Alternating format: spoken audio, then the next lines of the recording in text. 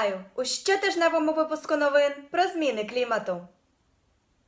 Молоді люди по всьому світу виходять на вулиці, протестуючи проти млявості урядів у подоланні проблеми зміни клімату.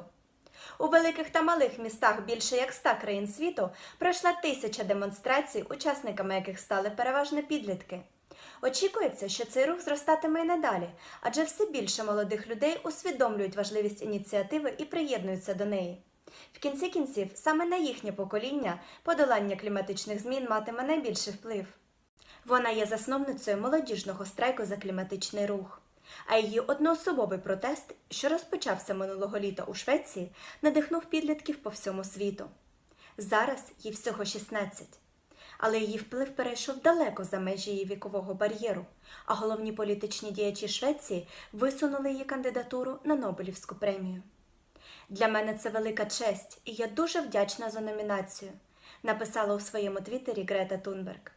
«Завтра ми знову виходимо на шкільний страйк за наше майбутнє. І будемо робити це доти, доки це буде потрібно».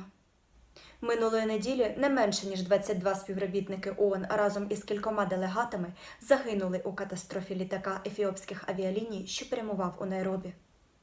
Делегати прямували у Кенію, щоб взяти участь в асамблеї ООН з навколишнього середовища та запропонувати свою підтримку. Усі офіси ООН приспустили прапори на честь жертв авіакатастрофи. А тим часом Асамблея ООН з навколишнього середовища пропонує приділяти більше уваги зосередженості політиків на проблемі зміни клімату, біорізноманітті та природних структур, які є невід'ємною частиною людської цивілізації. Токсичне повітря вбиває більше людей, ніж тютюн, адже впливає не лише на легені, але й викликає серцеві захворювання та хвороби мозочка, які стають смертельними.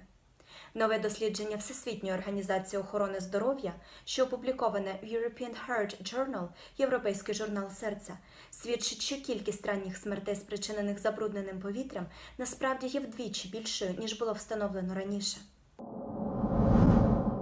Поглиблене дослідження проблеми забруднення повітря показало, що національні меншини у Сполучених Штатах непропорційно піддаються шкідливому забрудненню. Хоча такий висновок було зроблено давно, нещодавнє дослідження підтвердило, що внесок національних меншин у забруднення повітря є значно меншим.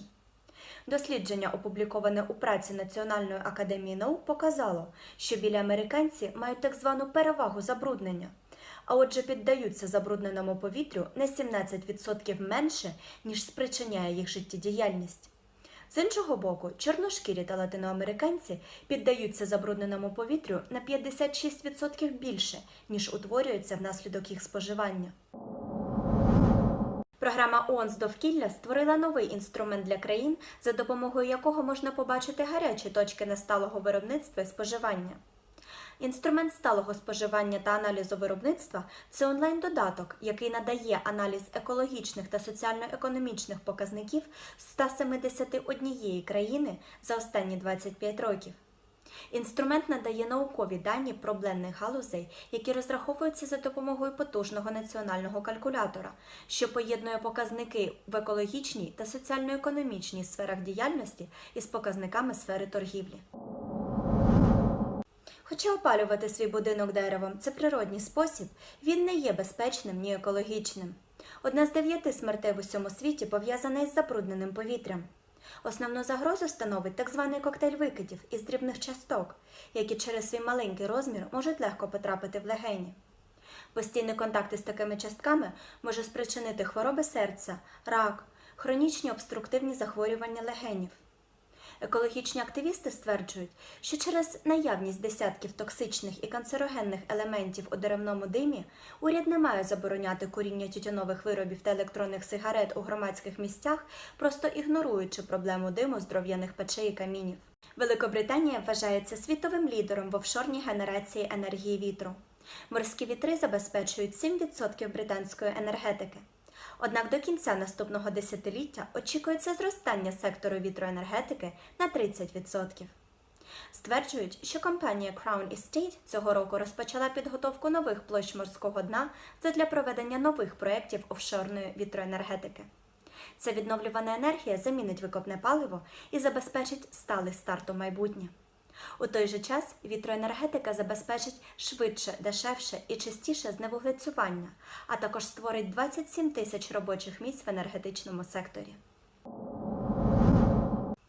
Пекін розпочав інтенсивну програму контролю повітря у 1998 році. Вона передбачає контроль викидів автотранспорту, рівнів забруднення вугіллям та оптимізацію енергетичної інфраструктури. Усі ці заходи сприяли поліпшенню якості повітря у Пекіні. Дякую, що залишаєтеся з нами.